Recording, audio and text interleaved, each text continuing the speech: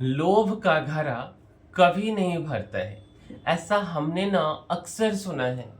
लेकिन आइए एक कहानी के माध्यम से इस बात को समझते हैं कि कैसे।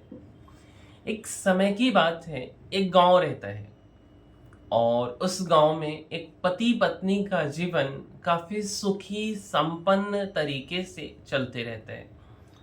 जो पत्नी होती है वो घर का काम संभालती है और पति कमाते हैं। पति राजा के दरबार में काम करते हैं एक सेवक की तरह, और हर दिन काम के बदले उसे एक सोने का सिक्का मिलता है और उस सिक्का को लाता है वो कमा करके पत्नी को देता है।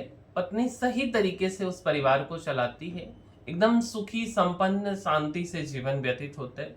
ना ही बहुत ज्यादा धन होता है, ना ही बहुत कम धन होता है। तो क्या होता है, रोज का यही काम रहता है।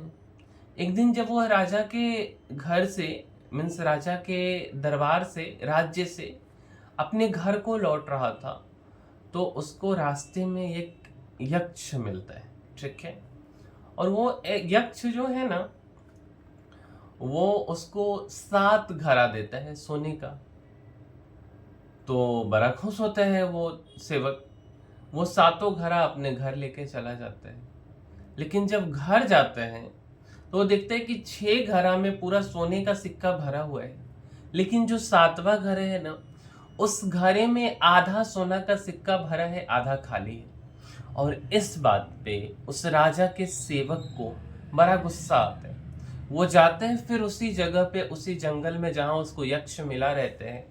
पुनः यक्ष प्रकट होते हैं और बोलता है कि यार तुमने 7 घड़ा मेरे को दिया, तो 6 तो भरा हुआ था, बट एक आधा खाली क्यों दिया? तो यक्ष बोलते हैं कि एक जो आधा सोने का सिक्का भरा हुआ वाला घड़ा है ना, उसको तुम्हें खुद अपनी मेहनत अपनी कमाई से भरना है। इस बात को वो समझ जाता है। कल से जब वो जाता है राजा के दरबार में तो खूब मेहनत करता है, लेकिन उसको तो लास्ट में एक ही सिक्का मिलेगा।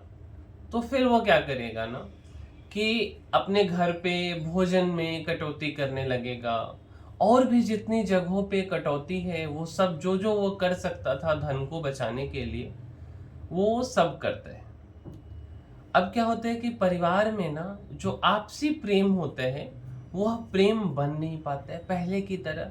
पहले शांति प्रिय जीवन था, और अब और अधिक धन की इच्छा में, उस घड़ा को भरने की इच्छा में, मतलब जो लालसा है वह बढ़ जाता है, कटौती पे कटौती हुए जाता है। पति पत्नी की जो पहले वाली प्यार थी वो नहीं रहती है।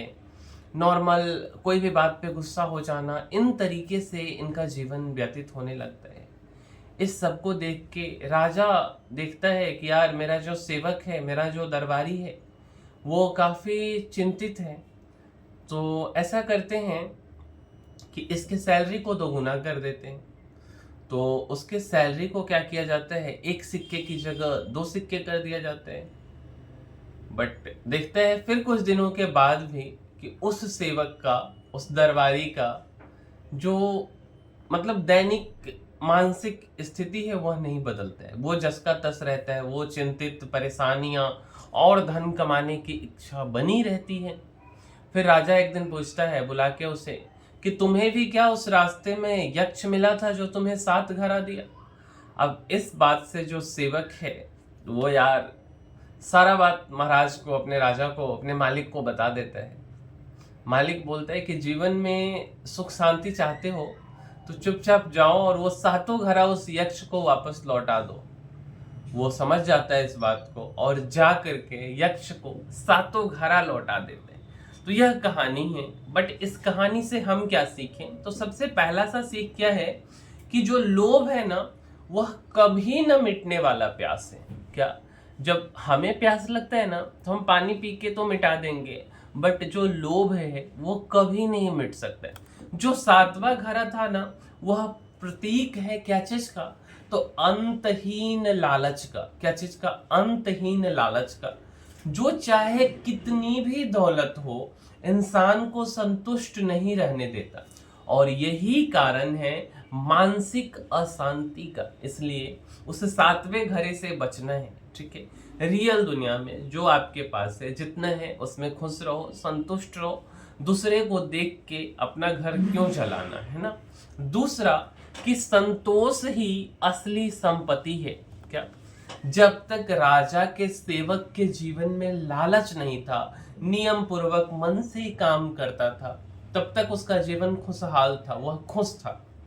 जैसे ही उसने थोड़ा सा और धन कमाने की लालसा पाल ली, जीवन से सुख गायब हो गया। लालच से आपको बचना है, संतोष बनाए रखना है, और तभी जाकर के आप सुखी होंगे।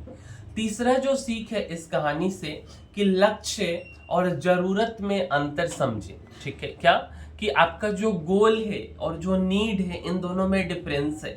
सातवां जो घड़ा था ना, वह एक अनावश्यक लक्ष्य का था, अनावश्यक गोल का था।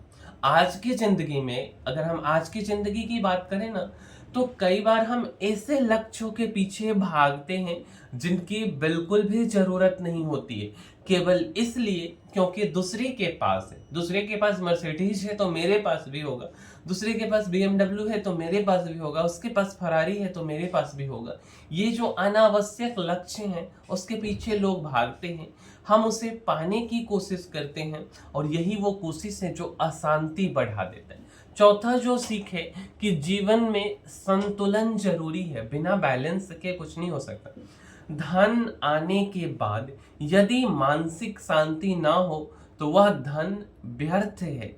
जीवन में संतुलन जरूरी है, बैलेंस जरूरी है, नहीं तो रिश्ते हो गए, आपका जो रिश्ता है, रिलेशनशिप हो गया, स्वास्थ्य हो गया, हेल्थ हो गया मीन्स, और आत्मविश्वास जो कॉन्फिडेंस है, यह सब के सब प्रभावित हो जाएगा। और पांचवा जो सीख है कि आपको अपने रिश्ते को प्राथमिकता देना है, रिलेशनशिप को प्राथमिकता देना है। कहानी में लालच की वजह से पति पत्नी के रिश्ते में दूरी आ गई थी, क्योंकि आर्थिक लक्ष्य ने दबाव बना दिया था कि अच्छा और पैसा जमा करना है ना। ये चीज थोड़ा दिक्कत हो गया था, और इसी कारण रिश्ता में तनाव आ गया। तो हमें लालच से बचना है, तभी रिश्ते में प्रेम बना रहेगा। तो इस कहानी का यही सीख है, राजा और उसके सेवक का। तो मेरे भाई इस वीडियो में इतना ही, और अगर आपको हमारा कहानी पसंद आता है, हमारा कहानी अच्छा लगता है, तो मेरे भाई एक लाइक शेयर और सब्सक्राइब करने में बिल्कुल भी आपका पैसा नहीं लगता है। तो प्लीज़ मेरे भाई लाइक शेयर और सब्सक्राइब कीजिए इस चैनल को। मिलते हैं अगले वीडियो में, तब तक के लिए धन्यवाद।